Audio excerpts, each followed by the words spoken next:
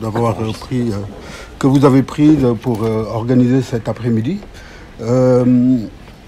C'est une question qui effectivement est très actuelle aujourd'hui. Alors la cohérence aurait voulu éventuellement, même sûrement, que j'intervienne après la présentation du projet en lui-même, puisque je me propose une vision différente de celle qui est retenue par le projet. Mais il se trouve que l'organisation a voulu que j'intervienne en premier. Mais ça ne me gêne en rien. Ce dont je voudrais vous parler, en fait, c'est pourquoi il ne faut pas compter sur les routes de la soie pour développer l'Afrique. Parce que l'Afrique a suffisamment de ressources. Et quand je parle de ressources africaines, il ne s'agit pas simplement de ressources naturelles. Il s'agit aussi de ressources immatérielles, dont l'Afrique regorge aujourd'hui. Il y a une jeunesse qui est très bien formée. Il y a, dans tous les domaines, il y a des centres de recherche, il y a des grandes universités. Bref, il y a ce qu'il faudrait pour que l'Afrique puisse se développer. Encore faudrait-il qu'on ait des visions et des politiques qui aient la conviction que l'Afrique peut s'en sortir par elle-même et mener des politiques de déconnexion. C'est ce à quoi je vous invite aujourd'hui. La première remarque que je voudrais faire, c'est concernant le taux de croissance en Afrique. On remarque qu'il y a un taux de croissance en Afrique depuis le début, voire le milieu des années 2000, de 5 à 6%. Et ceci persiste jusqu'à présent. On peut même voir dans ce graphique que finalement, c'est les pays en développement qui tirent la croissance mondiale. Et parmi ces pays en développement, comme vous pouvez le constater, les pointillés verts constituent la trajectoire de la croissance en Afrique. Finalement, c'est la plus élevée au monde, donc c'est un peu le moteur de la croissance mondiale. Mais, il y a un mais, cette croissance, comment la finance-t-on? On la finance avec des fonds publics, budget de l'État, notamment de l'épargne budgétaire. Dans les pays d'Afrique subsaharienne, en général, il n'y a pas beaucoup d'épargne budgétaire. L'épargne budgétaire, c'est quoi? C'est lorsque les recettes budgétaires sont supérieures aux dépenses publiques budgétaires. Donc voilà, là, on peut créer une épargne budgétaire qui pourrait financer, si vous voulez, le développement. Donc cette première source, elle ne vaut pas. La deuxième source, c'est l'épargne nationale, l'épargne des acteurs économiques. Là aussi, il y a un petit souci, puisque en général, l'épargne nationale est, comment dirais-je, est pompée par la finance internationale et n'est jamais vraiment utilisée au sein des économies africaines. Alors même qu'on constate dans ces économies une surliquidité des banques. Les banques ne financent pas suffisamment les projets, alors même qu'elles en ont vraiment la surcapacité. Troisième source de financement, ou quatrième, ce sont les investissements directs étrangers. C'est-à-dire quoi? C'est-à-dire lorsque une entreprise étrangère vient s'implanter dans un pays, soit complètement en créant une entreprise, soit en rachetant des parts suffisamment importantes. À partir de 12,5%, on considère qu'on est dans une approche d'investissement direct étranger. Et à ce moment-là, on peut considérer que le développement est financé par des acteurs privés qui, bien entendu, sont animés par la motivation de la profitabilité, du retour sur investissement.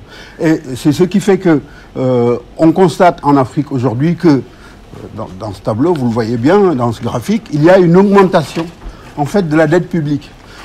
Ça pourrait nous faire penser que c'était une bonne nouvelle, cette augmentation de la dette publique, puisque la dette publique est censée financer l'activité économique.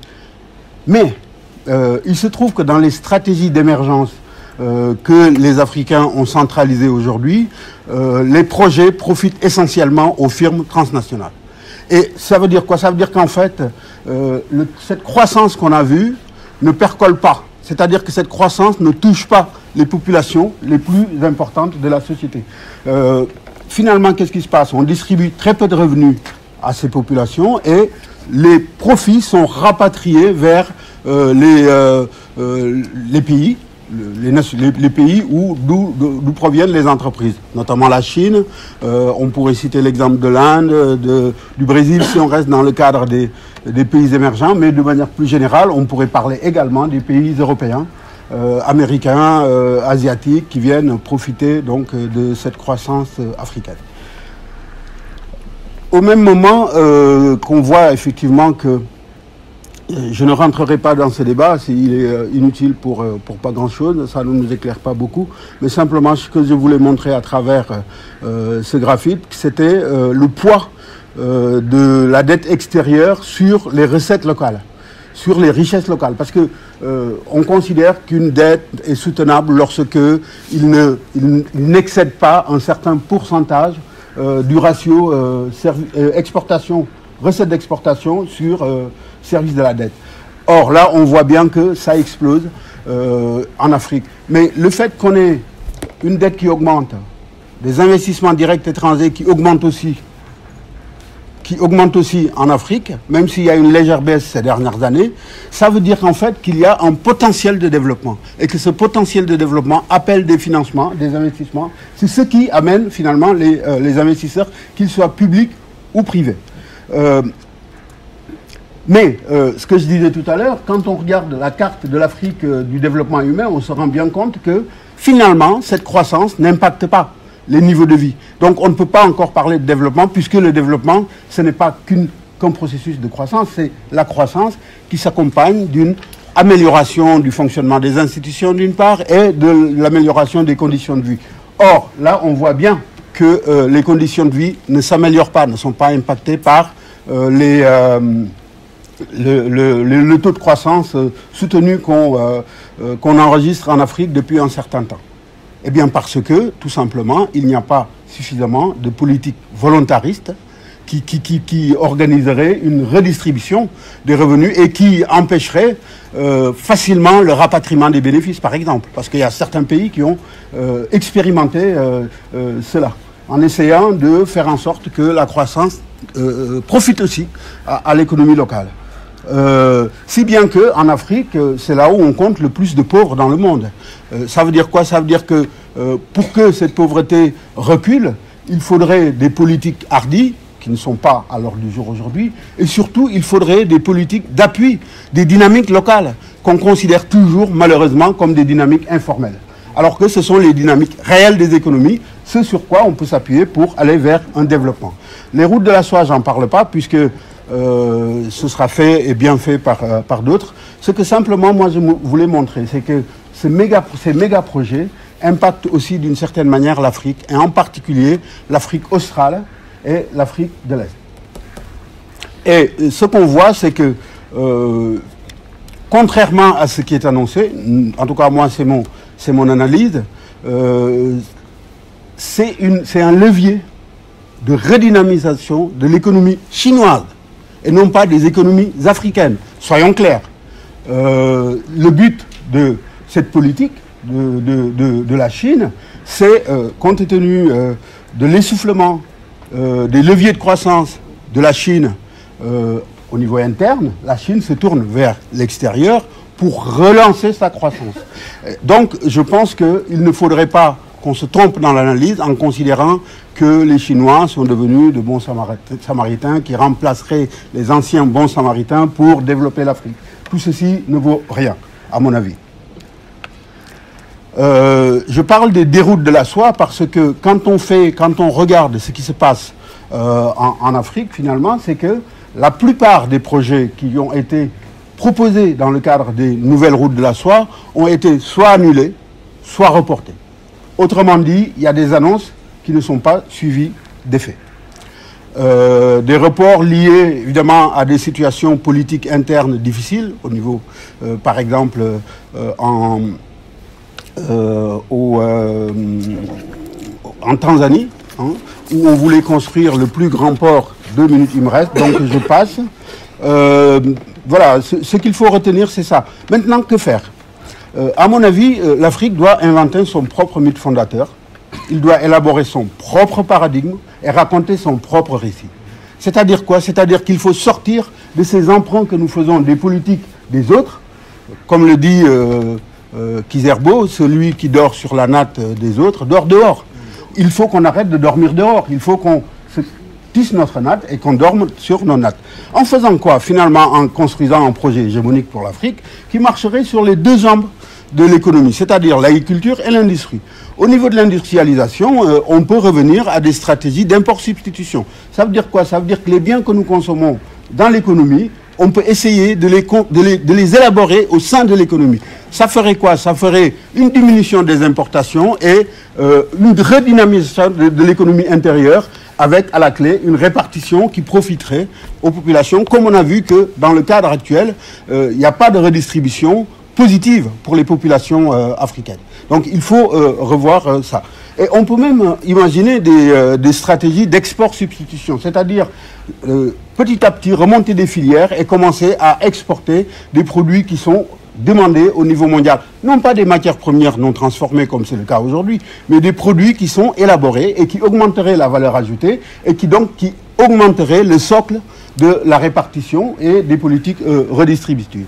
Je pense que c'est une voie qu'il ne faut pas négliger. Au niveau de l'agriculture, il faut refuser la privatisation de la gouvernance foncière qu'on nous propose depuis le début des années 2000. La Banque mondiale met l'emphase là-dessus, considérant que si la productivité agricole africaine est faible, c'est parce que il n'y a pas de droit de propriété sur le foncier et qu'en transformant les droits d'usage coutumiers en droits de propriété, on aurait réglé le problème de l'agriculture. Évidemment, vous savez que c'est faux, puisque l'agriculture la plus dynamique, celle qui produit 80% de la production alimentaire, c'est l'agriculture paysanne familiale, qui ont très peu de moyens, qui n'ont pas accès au marché, qui n'ont pas accès aux engrais, qui n'ont pas accès au crédit, etc., etc. Donc c'est ça le levier de développement, puisque c'est là où on a 80% de la population agricole rurale. Or, dans les pays africains, jusqu'à présent, même si on voit une certaine accélération de l'urbanisation, il reste que la population est encore majoritairement rurale et que cette population majoritairement rurale travaille majoritairement dans l'agriculture et c'est là où on trouve la plus grande pauvreté des pays africains. Il me semble que c'est la seule alternative qui permettra d'assurer une souveraineté alimentaire. Et je pense que la construction d'un tel État hégémonique, d'un tel projet hégémonique pour l'Afrique, s'appuierait sur un État fort, redistributif et garant de la cohésion sociale. Je ne peux pas rentrer dans le détail, mais je pense qu'il y a deux points qu'on peut rapidement signaler. Le premier point, c'est de mettre en place des politiques redistributives du maximum, c'est-à-dire donner plus à ceux qui ont moins, bien sûr en regardant éventuellement les conditions, ou pas d'ailleurs, parce que au Sénégal, on expérimente ce qu'on appelle les bourses familiales rurales, qui constituent en fait une aide qu'on verse aux familles sans conditionnalité, dans l'esprit du revenu universel. Et ça a l'air de marcher parce que ça redynamise les zones rurales dans lesquelles cette expérience a été menée. Et il faut aussi oser mettre en place des politiques protectionnistes. Parce que le Nord nous dit qu'il ne faut pas de politique protectionniste, mais quand on dit qu'il faut aller vers les circuits courts, quand on dit qu'il faut manger local, c'est quoi? Mais c'est du protectionnisme déguisé. C'est une manière de dire, n'achetez pas les produits qui viennent d'ailleurs, achetons les... Je comprends pourquoi, parce que c'est la grammaire écologique qui l'exige. Pour autant, on ne peut pas ne pas voir dans ces stratégies une sorte de protectionnisme déguisé. Et je pense que ce qu'il faudrait, c'est la déconnexion. Je vais terminer. C'est la déconnexion. Et la déconnexion, les gens en ont souvent peur parce qu'ils ne le comprennent pas suffisamment. Ils pensent toujours que c'est une stratégie d'autarcie. On n'est pas du tout dans une stratégie d'autarcie, on est dans une stratégie de recentrage sur les valeurs qui nous importent, c'est-à-dire ce qui se passe en Afrique, pour les Africains, par les Africains. Et je pense que c'est là-dessus que le combat doit être mené.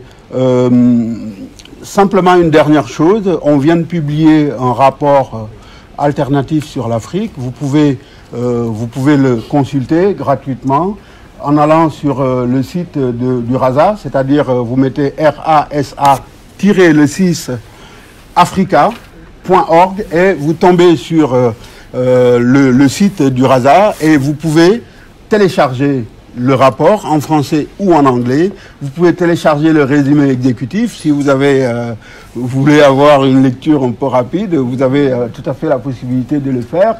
Et puis, il y a d'autres contributions sur le site parlant des approches qui recentralisent l'Afrique. Juste un dernier point, c'est que pour nous, en tout cas, membres du réseau alternatif sur l'Afrique, nous ne voulons pas être financés par la coopération internationale, nous ne voulons pas être financés par la coopération bilatérale, nous ne voulons pas être financés par la Banque mondiale, nous voulons être financés par les Africains eux-mêmes. Et nous sommes en train de travailler à une stratégie de levée de fonds pour que les Africains eux-mêmes financent le RASA et considèrent le RASA comme étant un outil novateur, audacieux, qui cherche à trouver des voies et des moyens pour l'Afrique et par l'Afrique. Je vous remercie de votre attention.